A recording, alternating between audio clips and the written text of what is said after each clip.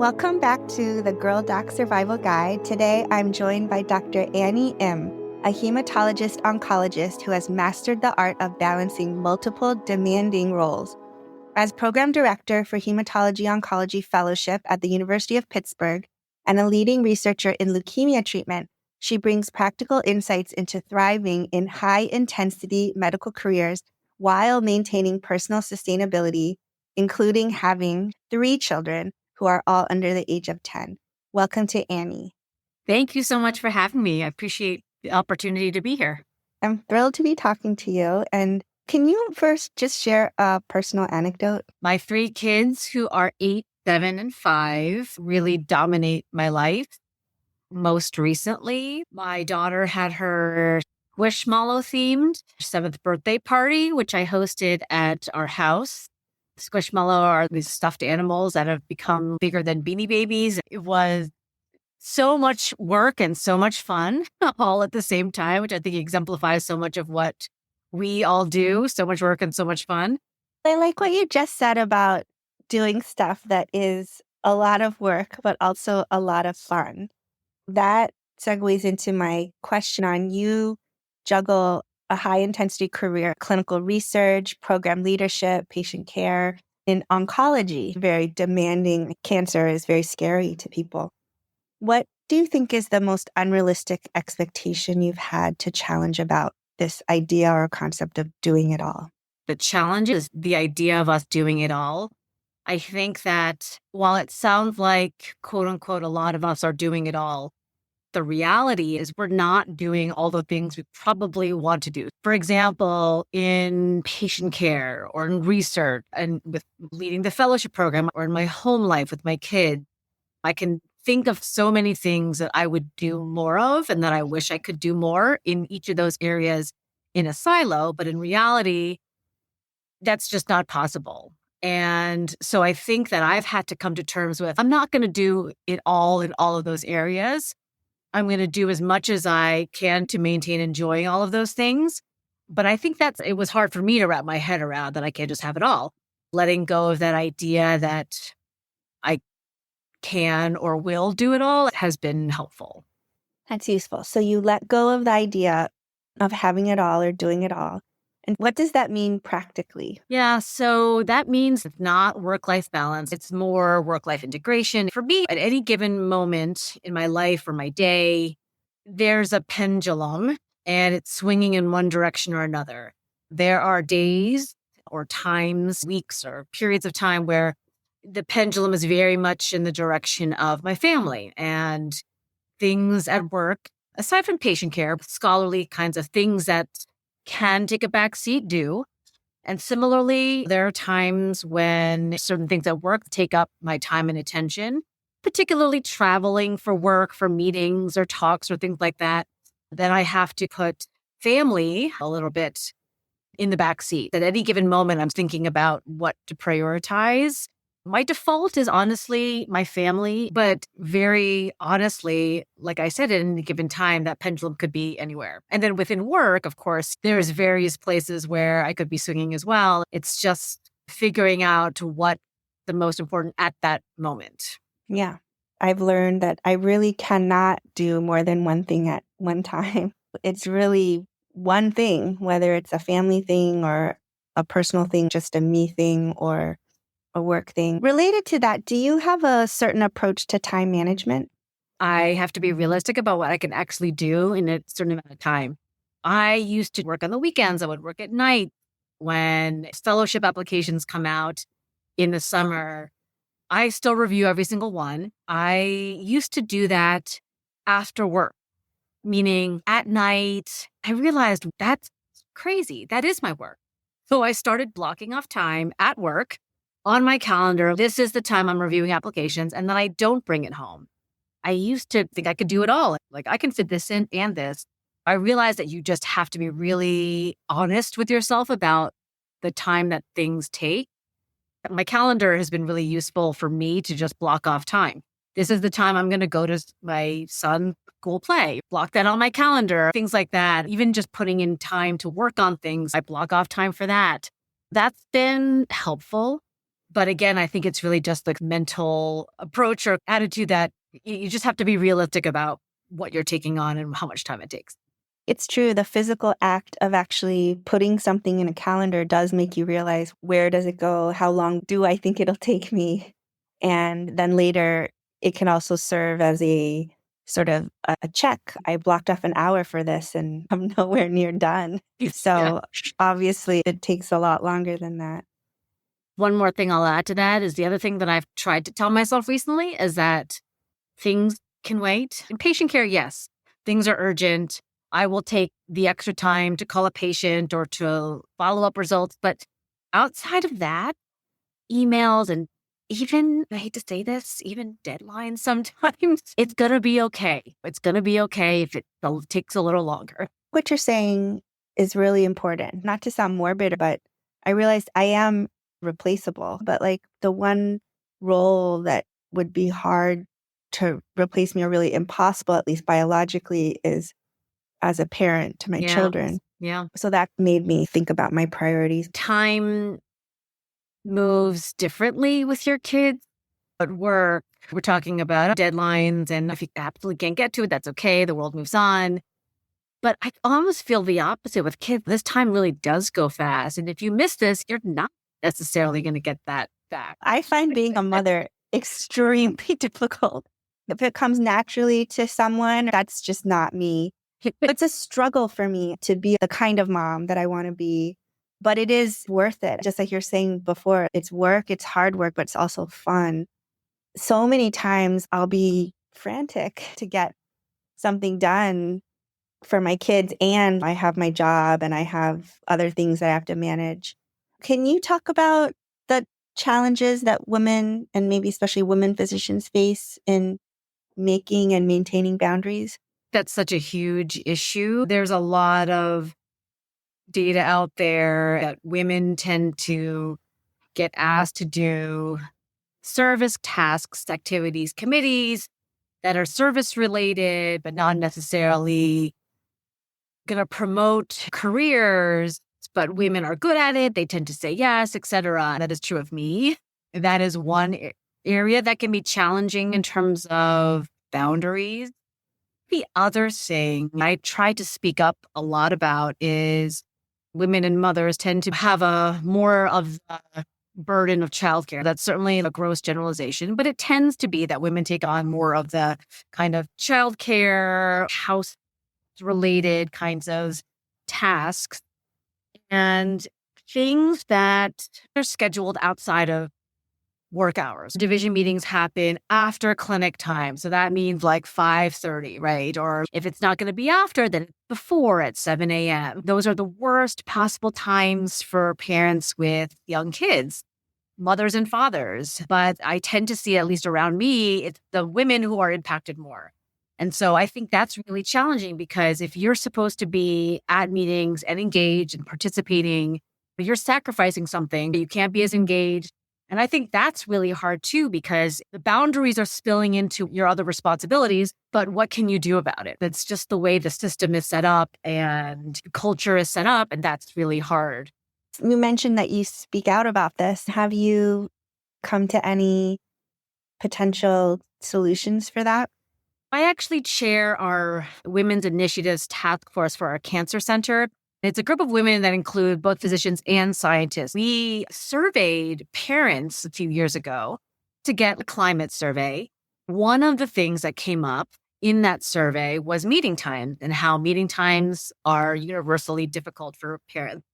That did come up, because we were able to get data on this, and everyone loves data, that we use that to advocate for, gosh, these meetings really should be changed. And so I got our faculty meeting changed from 5:30 to 5, which was a start. I hope we can keep going. It was a start. And I know that when I spoke up about it, other people, including men, were like, yeah, I agree. I have to pick up my kid from daycare, as I get older in my career. I'm lucky that I feel comfortable to say these things, and not everyone does. I want to be able to speak up. That, I think, is such an important role for us as women in medicine as we get older, more senior. That's something I feel very strongly about, which is why I love being on a podcast like this, being involved in these kinds of conversations. as we advance in our careers and gain seniority in our jobs, in our departments, wherever we're working, we're able to speak out and not be as worried about potential negative repercussions for that. That is really important, that you're stable enough or protected enough in your career that you can say things about a given system and try to promote a better initiative like you did with moving a meeting from 5:30 to 5. But you also mentioned you have been an advocate even earlier on in your career, and maybe that's just personality, but what do you think helps you to be able to have a voice? That's a great question. I feel really strongly about women's issues, and I've become this like staunch feminist later in my life, naturally because of the challenges I have faced and continue to face.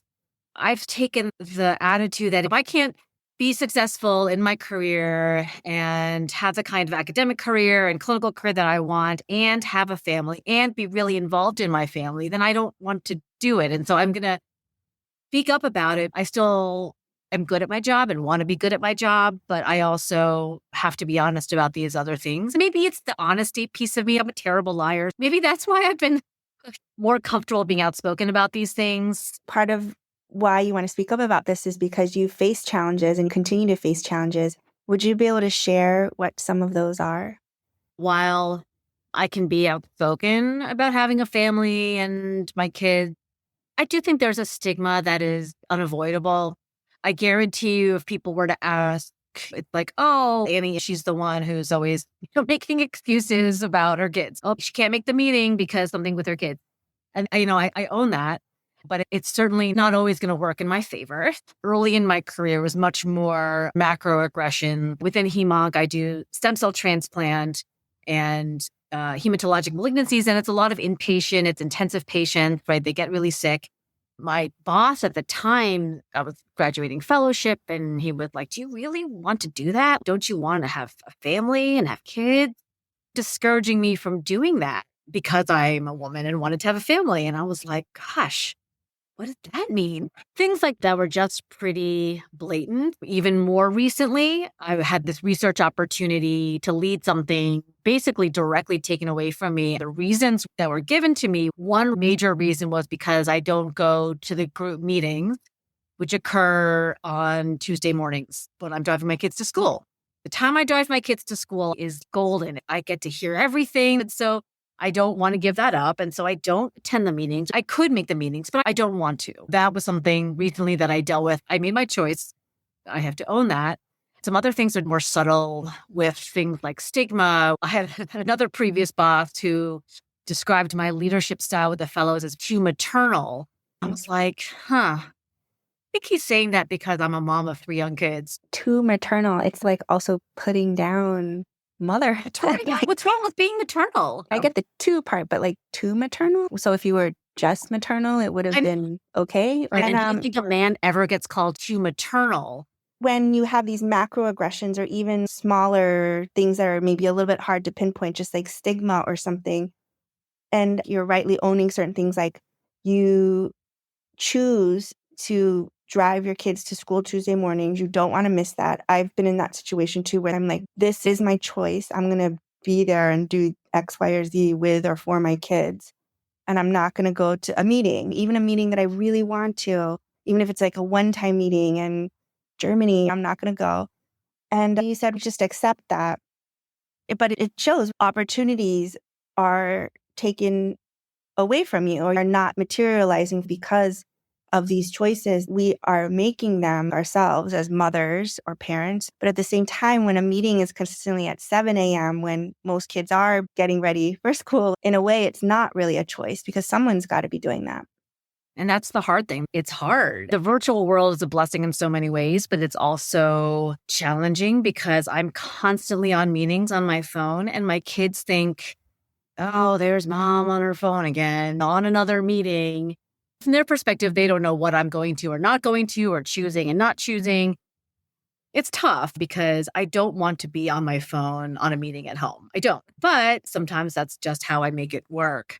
I just want to acknowledge that it goes both ways. There are going to be opportunities meetings that I decide, yes, I have this much to give to work or to take away from home. I'm going to give it to this thing. That can be hard too, because then there's the guilt from home. My husband is also a physician and he's busy, and we have a nanny, but it's, oh, I feel guilty because they have to do all the work when I'm gone. That is something we as women and mothers have to really get over and not let that bring us down. I was at a meeting recently in Italy for an oral presentation. It was this great opportunity and also an amazing trip to take by myself. It wasn't long, but I unfortunately let it get to me a little bit with the guilt. I enjoyed it, but it definitely brought it down. And I think that's something that we also have to contend with. How were you able to deal with the guilt once you realized it was bringing you down? I just said, okay, I'm gone. I can't look back. I'm just going to look forward and be where I am. But it took actually just going and cutting off and being like, I don't know what time it is at home. I don't know what's happening at home. That definitely helped. Yeah. My kids are 17 and 14. I feel less guilty now than I ever have, but they need me less in a lot of ways than they ever have. I think that's why I've had the mental space to realize this. The guilt that I used to feel was because I wanted, going back to our initial question about doing it all, I felt like I was falling short. And that's what I felt guilty about. Another mother, woman, parent would be able to do all of this with more grace and more pizzazz and more happiness. Yeah, it's true. I think sometimes we're our own worst enemies. One thing for me to get over that was just to really be able to freely admit, like, I'm just human. I make mistakes all the time. And I can't live up to this standard of perfection at home and at work. But it was hard. Yeah, sometimes too. We have this perception of ourselves and perfection. And we also see other women, moms, women physicians, etc., and somehow think that other people have it all together and we don't. I try to be really honest about how crazed I am.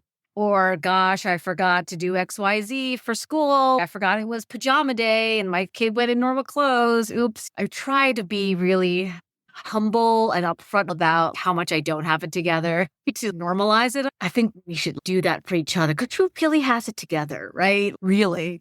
We're doing fine, but nobody in their own minds is living up to the perfection in their minds. So let's just be honest about it. No one's living up to the perfection in their minds because no one's perfect. I always keep coming back to that. It sounds silly. I've said this before too, but I own this now. I don't know when I internalized that expectation at a certain point in my career and in my home life. I'm not supposed to be human. It's really weird. Now I can say it. I'm like, yeah, I'm human. And I'm like, yes, this is totally true. But I remember the first time I said it, I was like, oh, like that's a failure too. Yeah. Physicians are used to overachieving and doing everything. I was talking to someone recently and she was saying that medical students are very caring. And then in intern year, it's just sucked out of you. Survival. It's survival. Yeah. There's just too much knowledge, too many situations where I was out of my depth. Sure, I had backup and senior residents and attendings, but still, it takes an impact. And there isn't time really, I think, to process all of that. And so, definitely for me, at least, without realizing, I did become hardened to the daily kind of medicine that was being thrown at me.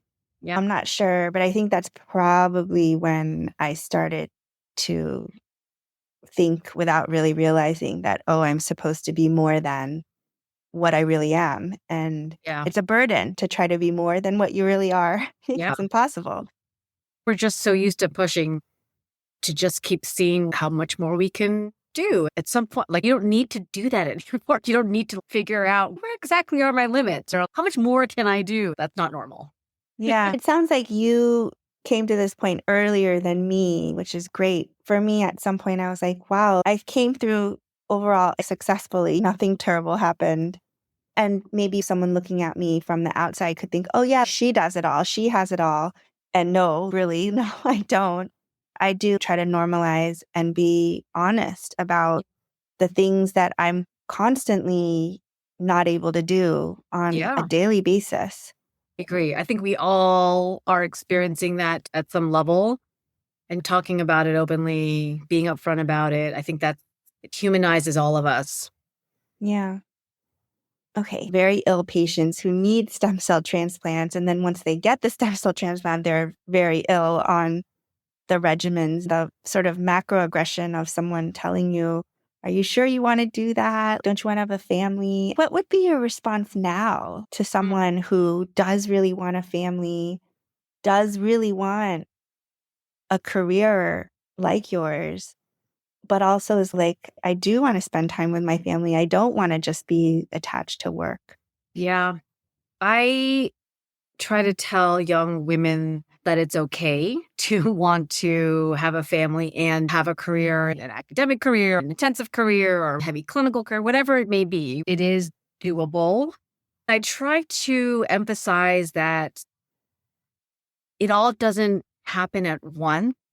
I've heard women talk about, gosh, if I want to have kids, if I go on maternity leave, I'll lose all that time and then I'll get behind. I used to think like that too, like time was so short and I had to be successful tomorrow. And it's just not that way. 3 months of maternity leave is nothing in the grand scheme of a career or a life. From the baby perspective, it goes in a second, it's gone. So you want to hold on to that. And from a career perspective, nobody even remembered you were gone. I don't want people to make choices based on, if I have a family, I can't do this. So I think that's the most dangerous thing to do. But it's also important to be realistic, prioritize, and that's the choice you make. Everyone's different in terms of where they want to fall along that spectrum. And wherever it is that they choose, I try to emphasize to people that you can't have this thought of, oh, I want it all. That sounds great. And yes, you can do a lot of it. You can do both. You can do all three, whatever things you're talking about. But there are going to be sacrifices in some direction, whatever you choose. I hesitate to use that word because I don't want to think about it as sacrifices. I really think it's like you're choosing X. So great. Good for you. That's your choice. Enjoy it. You may have to give up some other things, but what a privilege it is to be able to choose, right? We're pretty lucky that we have all of those things to choose from. I would look at it that way. Yeah. And would you have any ideas on a sign that someone's sacrificing, to use that word, too much for their career? I think ultimately, if they're not happy and deep in their hearts, it's not making them happy or satisfying them, I think that's the sign that it's too much. So much of what we do because people expect us to do it. Or at least that's what I did for a long time. I was like, people expect me to do XYZ, so that's what I should do. I don't know how much soul searching people do to be like, no, this is what I actually want to do, regardless of how people will look at that decision or how people will judge it or what people expect me to do or think I'm good at, any of that. I think it comes down to that. This has been really helpful. You say a lot of things that resonate with me. We do make choices, we should own them, and yet recognize also the system is not really for working parents, to just remember what we really want to focus on at a given time point. I like your analogy of a pendulum. Maybe it's swinging more towards something at work, and another time maybe it's swinging more towards something at home. We do have to make those choices. We can't really be going in opposite directions at the same time. Yeah. Do you have any final thoughts? I thank you for doing this podcast, letting me be on it. And I encourage everyone to keep having these conversations. It's important to talk to each other, but also talk openly to a wider audience of people who need to hear these things. It's really powerful. I appreciate it. And thank you so much. Thank you, Annie. Thank you for being here.